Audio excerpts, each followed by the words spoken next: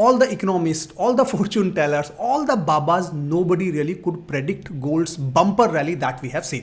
तो क्या गोल्ड नीचे गिर के $3,000 पे पहुंच सकता है? तो क्या गोल्ड $10,000 जा सकता है? क्या गोल्ड $15,000 जा सकता है? नमस्ते दोस्तों, मैं प्रवीण मलिक अपने इस YouTube चैनल पर आपका स्वागत करता हूं। तो चलिए समझ लेते हैं कि गोल्ड कहां जा रहा है, ऊपर जा रहा है या नीचे जा रहा है, आपको इन्वेस्ट करना चाहिए या नहीं करना चाहिए और क्या लेवल्स हो सकते हैं, ये सबसे ज़रूरी है, ये समझ लेते हैं। तो राहुल जैन जी बिल्कुल ठीक कह रहे हैं, कोई इकोनॉमिस्ट या कोई बाबा तो ये प्रेडिक्ट नहीं कर सकता कि गोल्ड का प्राइस कहाँ जाने वाला है, लेकिन एक अच्छा टेक्निकल एनालिस्ट ज़रूर प्रेडिक्ट कर सकता है कि गोल्ड का प्राइस कहाँ जा सकता है। मैं बोल रहा हूँ कहाँ जा सकता है, जाएगा नहीं, जा सकता है। तो बात हम कर रहे हैं पॉसिबिलिटीज़ की, प्रोबेबिलिटी की, संभावनाओं की। अब कई लोग मेरे ऊपर व्यंग कसेंगे और बोलेंगे कि प्रवीण अपने आपको एक अच्छा एनालिस्ट बता रहा है, तो इसका क्या प्रूफ है? तो ज़रा देखते हैं। जो मेरी कैलकुलेशन के हिसाब से गोल्ड करीब करीब $4,000 तक जाना चाहिए। एक दिन में नहीं आएगा, एक मास में नहीं आएगा, उसको पूरी चाल को होने में करीब हो सकता है 2 से 3 साल लग जाए, लेकिन अभी ये $2,700 के करीब है।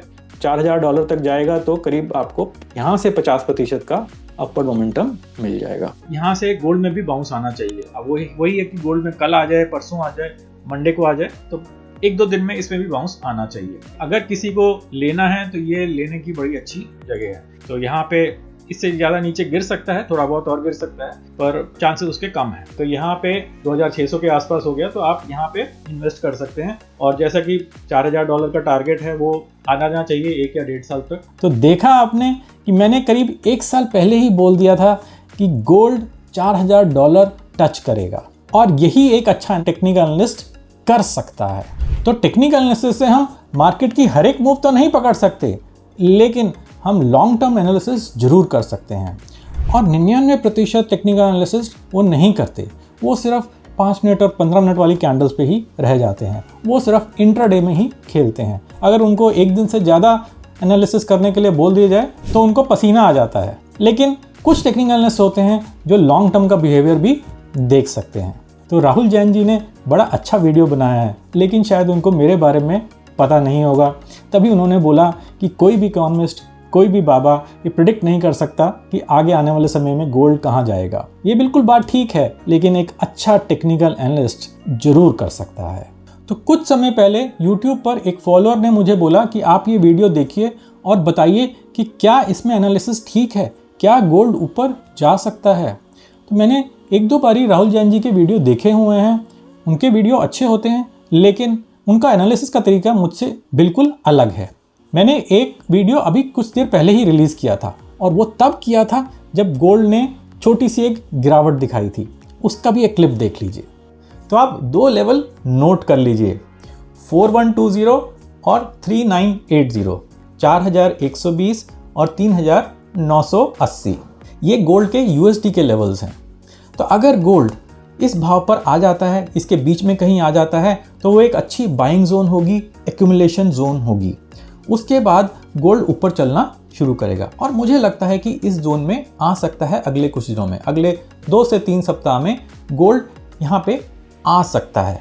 तो आपने देखा कि मैंने ये बताया था कि गोल्ड कहाँ जा सकता है और कहाँ पे एक्यूमुलेशन जोन है, और देखिए 2-3 दिन में ही वो हो गया।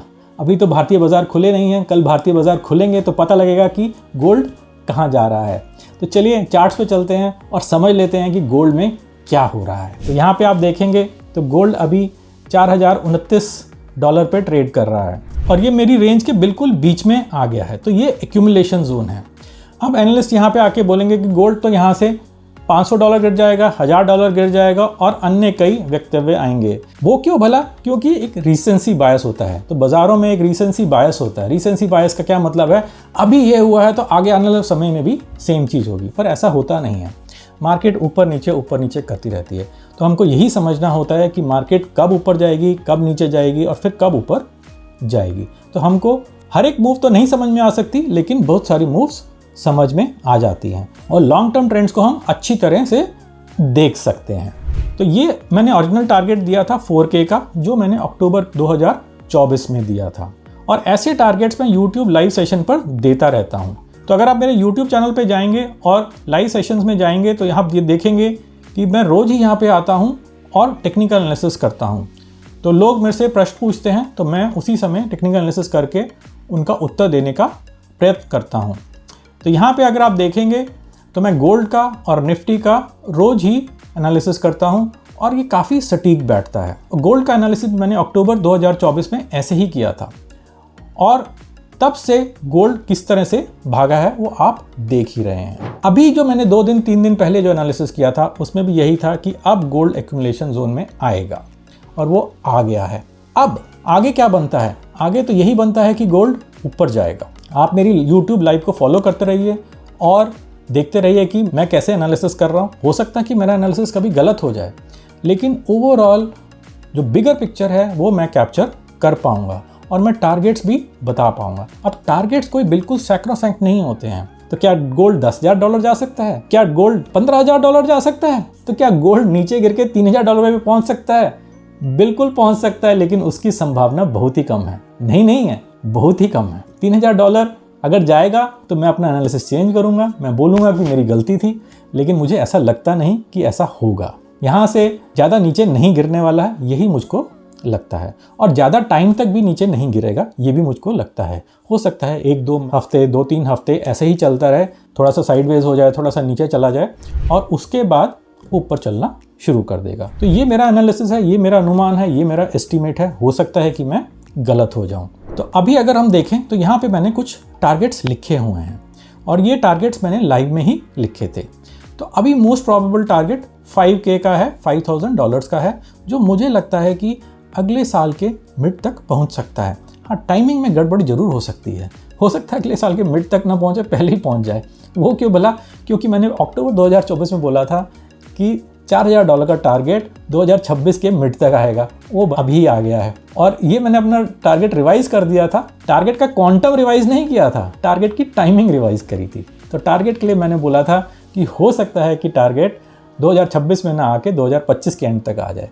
तो वो 2025 के एंड से भी पहले ही पहुंच गया है। तो अब जिस तरह से गोल्ड भाग रहा है, मुझे लगता है कि $5,000 आएगा और 2026 के मिड तक ही आएगा। अभी मैं ये नहीं बोल रहा हूँ कि इस साल के एंड तक आ जाएगा, हो सकता है आ जाए, लेकिन जो ज़्यादा उम्मीद मेरे को यही है कि 2026 के मिड तक आएगा।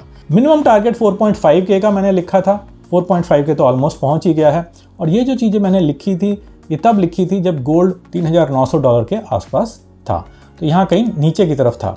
और जब यहाँ पे था तब मैंने ये टारगेट्स लिखे थे और तब से वो 4,300 तक तो पहुँच ही गया है।